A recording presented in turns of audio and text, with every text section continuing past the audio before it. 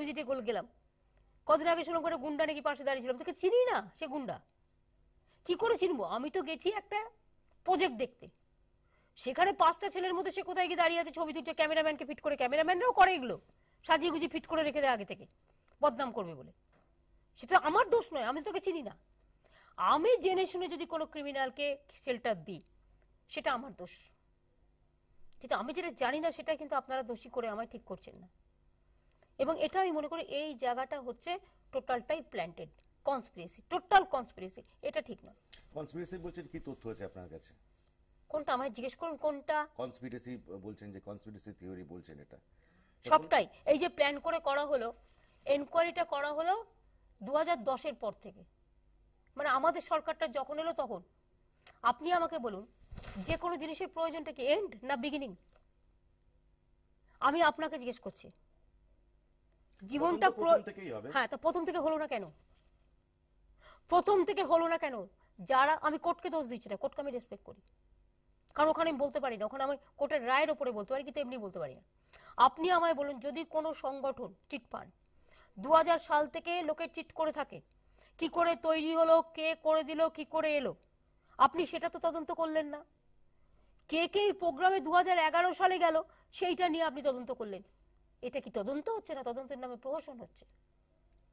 আমরা তো চাই অরিজিনাল থেকে, কে করেছে, কেন করেছে, কে কে টাকা নিয়েছে, কি করেছে, কোথা থেকে এলো এত এত হাজার হাজার কোটি টাকার পার্টি সম্পত্তি সিপিএম এর, কোথা থেকে এলো? আজ থেকে কোনো, আজ পর্যন্ত কোনো এনকোয়ারি হয়েছে? বিজেপিও ছিল পাওয়ারে, কংগ্রেসই ছিল পাওয়ারে, আপনারা আমায় বলুন তো পরিষ্কার ভাবে।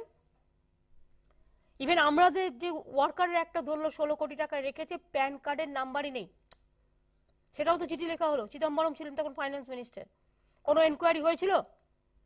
সাধু সব না, সিপিএম কংগ্রেসের আন্ডারস্ট্যান্ডিং মাখামাখি, এগুলো আমরা বুঝি না।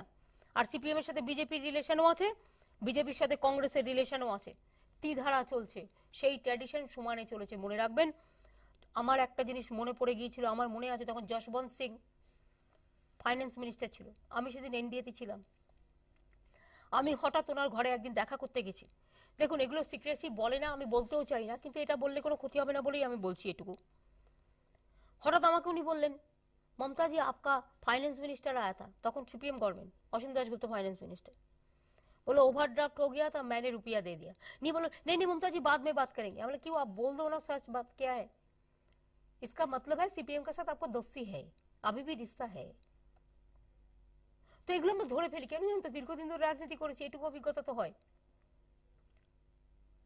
মমতাদি, আপনার দল বেড়েছে, আয়তনে বেড়েছে, সংখ্যায় বেড়েছে, এবং অনেক জেলায় তৃণমূল লিডার দাবি করে বিরোধী শূন্য জেলা, তো তাতে কি একটা সমস্যা তৈরি হচ্ছে না? এখন বিরোধী শূন্য জেলা, এটা তৃণমূল ভার্সেস তৃণমূলটাই মেন সমস্যা। না না, এটা না, এটা আপনারা করছেন। দেখুন, আমার পাড়ায় ছোটবেলায় আমি দেখতাম কোনটা ক্লাবে ক্লাবে গন্ডগোল হলে ওটা ক্লাব ক্লাব বলতো, পার্টি বলতো না।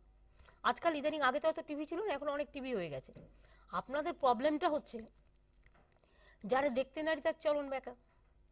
আপনারা আমায় পছন্দ করেন না বলে, ধরুন দুই বউয়ে ঝগড়া হলো, এটা কিন্তু পারিবারিক গন্ডগোল, আপনারা সেটাকে নিয়ে বলে দিচ্ছেন ওরা তৃণমূলের সমর্থক, তৃণমূলের লড়াই।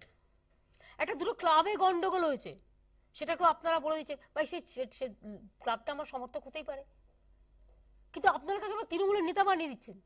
আমি নিজে চিনি না কোথা থেকে এত তৃণমূল কংগ্রেসের নেতা এলো, কিন্তু আপনাদের টিভিতে আমি রোজ দেখছি তৃণমূল কংগ্রেসের নেতা উনি এই করেছেন। কে তৃণমূল কংগ্রেসের নেতা? তৃণমূল কংগ্রেসের নেতা তৃণমূল চেনে না? কাউকে কাউকে তো আজকাল আমি দেখছি টিভিতে বসিয়ে রেখে দিয়ে বলছে তৃণমূল কংগ্রেসের হয়ে বলবেন উনি, সে তৃণমূল কংগ্রেসের কেউ নয়। তৃণমূল কংগ্রেসের যারা, যেমন আমি তৃণমূল কংগ্রেস করি, আপনি আমার পার্টির কারা তৃণমূল কংগ্রেস করে আপনি জানেন, আপনারা আমায় বললে আমরাই পাঠিয়ে দিতে পারি। আমি তো কোনো কোনো চ্যানেলে দেখছি এমন এমন লোককে সাজিয়ে নিয়ে আসা হচ্ছে টাকা দিয়ে, যারা তৃণমূল কংগ্রেসের কেউ নয়, তাকে দিয়ে তৃণমূল কংগ্রেসের কথা বলানো হচ্ছে। 4 জন আমার বিরুদ্ধে বলছে, আর তাকে দিয়ে এমন করে বলে ঠাট্টাটি মস্করা করা হচ্ছে, আর বলা হচ্ছে সে নাকি তৃণমূল কংগ্রেসের নেতা। স্বঘোষিত তৃণমূল কংগ্রেসের নেতা আপনারা তৈরি করে দিচ্ছেন, এটা আমার আপত্তি আছে। আপনারা আমায় দেখান তো সিপিএম আমলের একটি ঘটনা, একেবারে আপনার দমদমে হাত কাটা দুলাল থেকে শুরু করে কত, আমি আর নাম বলতে চাই না। আজও কিন্তু শম্ভুনাথ কাউ আমাদের কাউন্সিলর জেলে আছে, এটা মাথায় রাখবেন। আরাবুলকে আমি কিন্তু জেলে রেখে দিয়েছিলাম, 3 মাস জেলে ছিল। দীপক হালদার এমএলএকে আমি কিন্তু অ্যারেস্ট করে দিয়েছিলাম লঘু অপরাধে, খুব একটা বড় বেশি কিছু ছিল না, শুধু কলেজে কেন ঢুকেছিল তাই। এরকম দেয়ার আর সো মেনি। মনে রাখবেন সিপিএম এর আমলে আমি একটা হিসেব নিচ্ছিলাম, অপোজিশন কত পার্সেন্ট অ্যারেস্ট হতো, কেস খেত, আর রুলিং পার্টির কত। If I am not wrong, ওটা ছিল অপোজিশন ছিল 80%, 20% রুলিং পার্টি। আর আমাদের আমলে সুশাসন আছে বলেই আপনাদের আমি চ্যালেঞ্জ করে বলি 60% ruling party, 40% opposition party. Political ভায়োলেন্সে, ক্রাইমসে বেঙ্গল নাম্বার 1 ছিল ইন্ডিয়াতে। সেই পলিটিক্যাল ভায়োলেন্স মনে রাখবেন, আজকে পশ্চিমবাংলা যদি আপনি দেখেন, যেটুকু খুন হয়েছে আমার কর্মীরা খুন হয়েছে, সিপিএম